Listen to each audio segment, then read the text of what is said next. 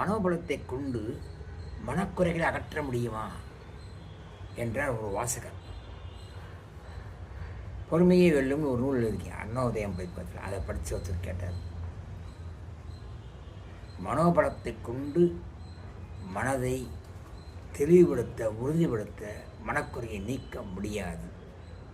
ஏனென்றால் மனம் என்பதும் நம்முடைய உடம்போடு சேர்ந்து வந்த ஒரு விஷயம்.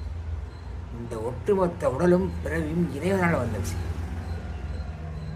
இதில் வரக்கூடிய எல்லா குறைகளையும் அகற்றுவதற்குத்தான் இறைவன் ஒருவன் இருக்கிறான். அந்த இறைவனுடைய அருளால் தான் அந்த குறைகளை நாம் நீக்க முடியும். நாம மனசு வச்சு நம்ம மனக்குறை நீக்கலாம்னா நீங்கும், தற்காலிகமாக திரும்ப தடைக்கும்.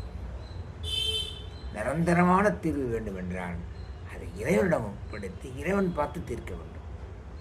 அவனுக்குரிய பவர் அதுதான் இறைவன்கிட்ட தான் இருக்குது. நம்ம மனோபலம்லாம் கல்வி அறிவு செல்வம். கல்வி என்பது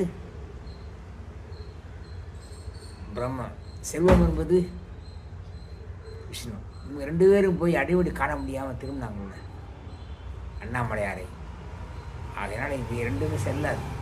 மனபலத்தை வெல்லுவதற்கு மனோ உறுதி செல்லாது. இறையறிவு தான் செல்லும். லைக் பண்ணுங்கள், ஷேர் பண்ணுங்கள், சப்ஸ்கிரைப் பண்ணுங்கள்.